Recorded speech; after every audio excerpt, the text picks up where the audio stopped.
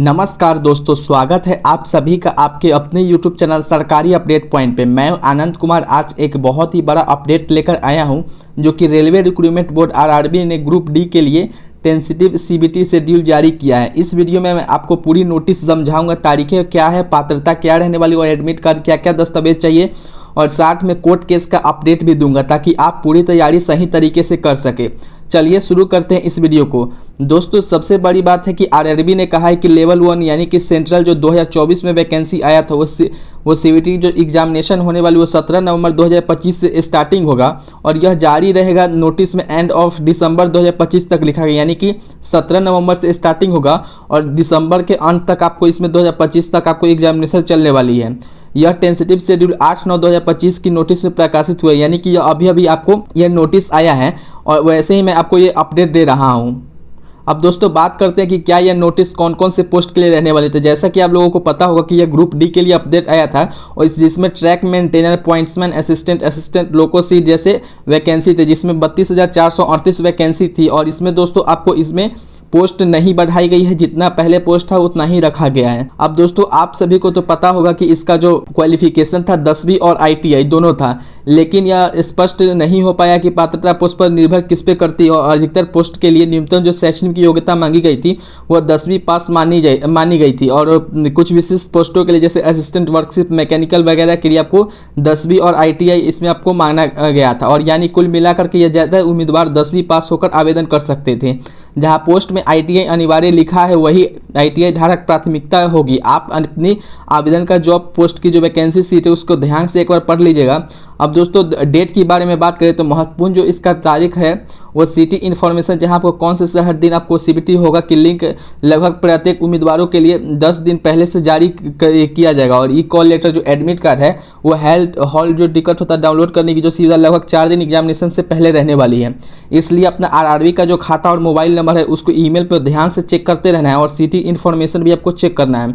जैसे ही आपको city invitation आएगा तो आने के बाद 4 दिन में एडमिट कार्ड जारी होने की उम्मीद रखी जा रही है। अब दोस्तों बात करते हैं कि प्रवेश के समय आपको आधार, बायोमेट्रिक और जरूरी दस्तावेज कैसे रहने लगे। तो नोटिस में साफ कहा गया है कि एग्जाम सेंटर में प्रवेश से पहले आधार लिंकेड बायोमेट्रिक जो ऑथेंटिकेशन की जो प्रक्रिया होगी, इसलिए उम्मीदवारों को अपना ओरिजिनल आधार कार्ड अपने साथ ले जाना है या फिर आप ई प्रिंट आउट भी ले जा सकते हैं। अगर आप अपने पहले से आधार वेरिफिकेशन नहीं कराया है तो आरआरबी ने बताया है कि जो लिंक उसमें दिया है उसमें रीजनल आरआरबी पर जा करके ई वेरिफिकेशन आपको कर लेना है ताकि परीक्षा दिन कोई आपको दिक्कत का सामना न करना पड़े।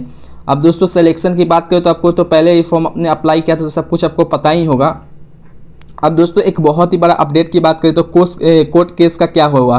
तो कोर्ट केस का जो अपडेट है सबसे जरूरी इस वीडियो का हिस्सा है। तो अब सबसे महत्वपूर्ण आपको कोर्ट केस के बारे में बताऊं तो कई कैंडिडेट्स और कुछ संगठन यह बात उठा चुके हैं कि लेवल 1 की जो कुछ पोस्ट में है 10वीं और वर्सेज ITI एलिजिबिलिटी पर विवाद हुआ था। तो और इस पर सुप्रीम कोर्ट ने कहा है और हाई कोर्ट में पिटीशन दर्ज हुआ है, पर जो हालिया स्थिति ऑफिशियल आरआरबी साइट और रीजनल आरआरबी नोटिस में दिखाई दे रहा है कि आरआरबी ने टेंसिटिव एग्जाम शेड्यूल और जो डिटेल नोटिफिकेशन है अपलोड की थी, जिसका अर्थ यह है कि किसी ने ऐसा कोई राष्ट्रीय स्तर का स्थायी जो होता है वो स्टे ऑर्डर दिलाया हुआ नहीं दिखाई दिया था।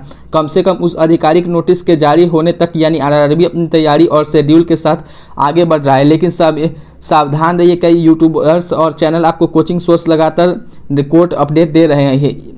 हालांकि ये जो चल रही जो इसमें कोर्ट केस है वो अलग अलग पिटीशन पेंडिंग के हिसाब से आपको दिखाया जा रहा है। इसका मतलब यह है कि अगर किसी कोर्ट ने किसी रीजन स्पेसिफिक इशू पर अगर रोक लगाया है तो आरआरबी को उस हिस्से पर बदलाव करना पड़ सकता है। इसलिए मेरी सलाह यह रहेगी दोस्तों कि आरआरबी की जो रीजनल ऑफिशियल वेबसाइट है उसी पर आप जाकर के चेक करते रहें।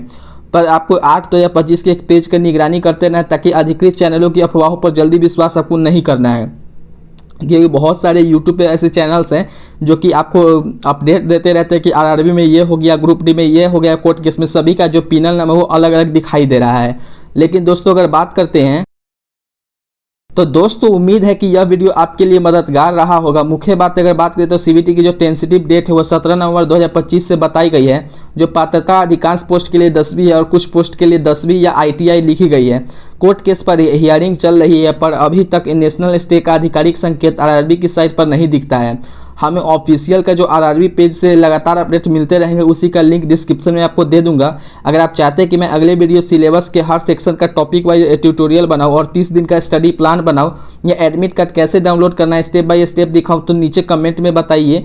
वीडियो पसंद आया हो तो लाइक और सब्सक्राइब जरूर करें ताकि रोज नई सरकारी अपडेट्स आप तक पहुँचे रहें। धन्यवाद दोस्तों, मिलते हैं अगले वीडियो में। तब तक के लिए जय हिंद, वंदे मातरम।